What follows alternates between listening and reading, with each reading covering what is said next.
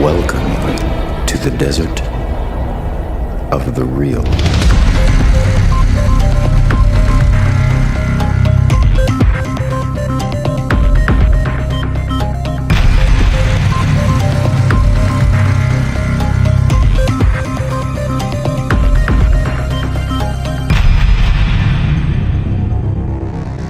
This is the Alberino Analysis Podcast. My name is Darren Geisinger, and with me, as always, is Timothy Alberino. Tim, let's get right at it. The topic of interest is Christians and celebrating Christmas. There are many that do. There's many that have trees, stockings, the whole bit, and there are many out there, and it may be growing, that are saying those are pagan holidays, pagan in origin, and Jesus wasn't born on that day. But what do you think of this? Why did you want to talk about this tonight? I think that almost certainly Jesus wasn't born on that day, and certainly there are very disturbing pagan roots, not only to Christmas, but to many of the other traditions that we have in Western society. I'm not going to take any time to expound on the pagan roots of Christmas, and that's not a deflection on my part. I have no problem acknowledging that many of the holiday traditions in the West, including those of Christmas, have pagan origins. But the reason I'm not going to address them specifically is because I find them to be totally irrelevant in my life, the lives of my family and friends, and in Western society in general. Christmas, whatever it once was, has clearly become, over time, a celebration of Christ's birth. And certainly that's all that it is in the hearts and minds of true Christians worldwide. The ancillary trappings of Christmas, Christmas trees, lights, Santa Claus, chestnuts, presents, and the like, are exactly that for many believers, accessory in their celebration of Christ. Let's not forget that in Paul's letter to Titus, he states that to the pure, all things are pure, but to those who are defiled and unbelieving, nothing is pure. And I'm sure that the vast majority of Christians worldwide are not celebrating a pagan festival, purposely, intentionally celebrating any kind of pagan tradition during Christmas. I have vivid recollections of my childhood during the Christmas season. My father and mother were very devout Christians. In fact, my father was a pastor. I can recall the emotions that filled my home and my heart during the Christmas season when I was a boy. There were sentiments of joy, of peace, of goodwill, and most of all, a profound appreciation for the gift of God, His beloved Son, Jesus, Emmanuel, the King of Kings, born in a manger in such a lowly estate in Bethlehem. I remember sitting by a little manger scene that I would set up in my bedroom every Christmas, along with other decorations, little Christmas trees and a little Christmas tree and some lights. I remember weeping as I listened to Christmas carols celebrating the birth of Christ in my heart. It didn't matter to me as a boy whether or not Christ was actually born on Christmas Day, as the song goes. It only mattered that he had been born. In fact, some of the most heart-rending and doctrinally sound songs about Christ are Christmas carols, at least the classical ones. Christmas in my family was about celebrating the birth of our Lord, not because it was the precise date of his birth, but because it was a time designated by the entire Western world to remember, or at least contemplate, that he had been born at all. And that was enough for us. We had our Christmas tree and our lights and our presents and our Christmas dinner, just like everyone else. And my mom would always hang the sign in front of our window that read in bold letters, "Jesus is the reason for the season." And that was true for me and my family, regardless if it was true for anyone else in the world.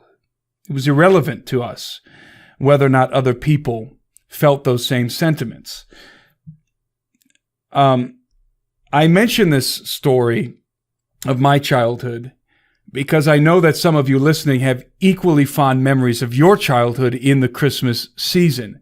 And some of you do not. Some of you only remember Christmas as a commercialized frenzy of greed and want. I sympathize with your experience and acknowledge that increasingly Christmas is becoming just that for many Americans. But I would say, let us not slander a season in which men are especially inclined to remember the birth of Christ, be it his true birthday or not. In the first chapter of Philippians, Paul mentions how some indeed preach Christ even from envy and strife, from selfish ambition and not sincerely. And yet he rejoices that in every way, whether in pretense or in truth, Christ is preached. And that is my feeling on Christmas and Easter and any other holiday or tradition which seeks to exalt Christ. Mm-hmm. Well, the Geisingers, we used to do Easter baskets and dress up our kids for Halloween and go really big for Christmas. I mean, really big. We bought a huge artificial tree for the house when we were back in Cleveland, and I created a seasonal 4-foot wide Christmas painting that took me about 60 hours to do that would go up when the monster tree went up, and the house would be full of presents and decorations and nativity scenes and all that. But then my wife, a couple of years ago, became convicted and about all of the ways that we were celebrating those holidays. And I was shocked at first because she was more into those holidays than I was. The tree was her idea. I hated fake trees, but she was into creating the best Easter baskets and dressing the kids up for trick-or-treating. And that was a blast. I loved the costumes and all that. But when her heart changed, it was genuine. I could tell. And I remember being shocked when she first suggested homeschooling, and I can't imagine us not going ahead with that. So I trusted her intuition here too, and we stopped all of it. We stopped all of our celebrating of the holidays, even birthdays. We really downplay now, but we're staying on topic. So for Christmas, we don't decorate at all now. I find it funny that your parents, Tim, now have that big Christmas painting that's of right. mine. Yeah, that's kind of funny. But my wife had lots of reasons for these changes, and people listening might be able to relate to these, like the pagan origins of the holidays. But the one that she sold me on was the materialism aspect. That's what pushed me over the top to really agree, because my late son Philip, just like me, he was in his looks, but also he had an obsession with stuff like I did. And I mean, he was obsessed with toys and things just like I was. And growing up, before Christmas every year, I was glued to the Sears and JCPenney catalogs. I mean, my nose wouldn't leave those books for 5 months. It seemed like the pages would literally get tattered from constant staring and turning. I mean, my parents may have talked about Jesus. I don't recall much of that. That probably was more my fault. I'm not sure. I mean, we had nativity scenes in the house, and we went to church where they talked about Jesus' birth. But Tim, all I remember was getting as much Star Wars toys as I could manage, period. And after I got those, what did I do? I obsessed over what I had to get next. And my son was just the same. I mean, my other kids too, but he was the worst. He was unable to talk or think about anything as soon as Christmas or his birthday would be 3 months away. And mind you, he was homeschooled with no TV commercials. So it was in his genes, apparently, because he wasn't getting influence from the outside world. So, I mean, even I was collecting a lot of stuff into my adulthood, idols in my heart, eventually they became. So I was anxious to free Philip from my son from what was happened in my life and to see what would happen when we cut off all the Christmas push and bedlam. And the results were amazing for my whole family. No more asking for stuff and no obsessing over gifts. It felt like freedom for us. Now, we still do celebrate Jesus' birth and death whenever we can, on Christmas and not, because we have 5 family Bible studies and praise time, so it comes up naturally. But everyone in our family is in agreement that it just feels right to us. And I believe that, this is another interesting point. Now I'm going to turn it back over to you, Tim, but every Christian get-together that we've attended this year in the last few couple years, they've had Christmas trees and decorations when we go visit. And my 7, 9, and 15-year-olds are not saying, why can't we have these things anymore? Which is a testament to how my wife has gone about the whole issue in love. So if anyone out there is listening and is having the convictions right now to do away with some stuff, but is afraid the kids might revolt, it can be done.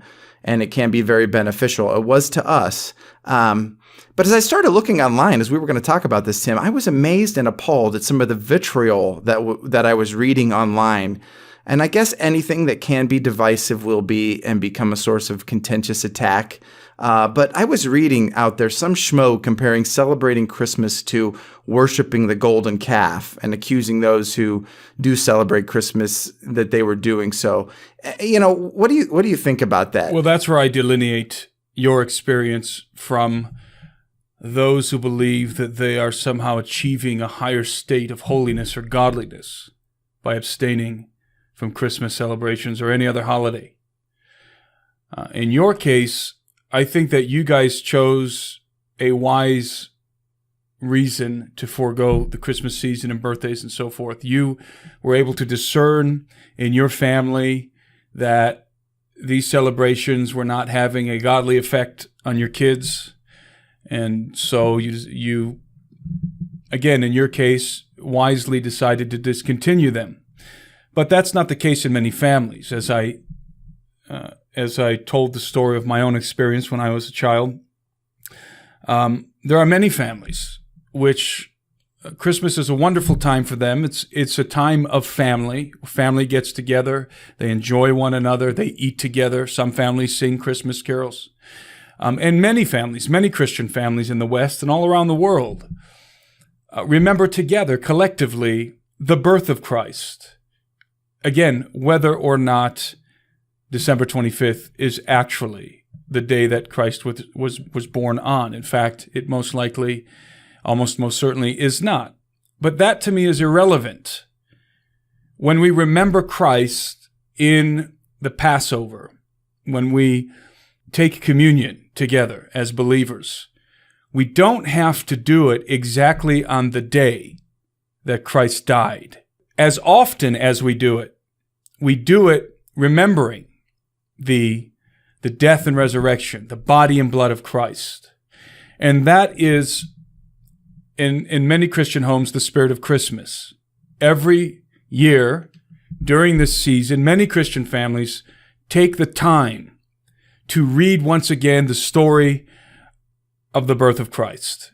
The manger, Bethlehem, the angels, the shepherds, everything is once again renewed in the minds of the members of our families. Mm-hmm. And it's something that we try to instill in our kids. Now, I will say this, and I'm sure that many people are going to agree with this statement, and that is that I do notice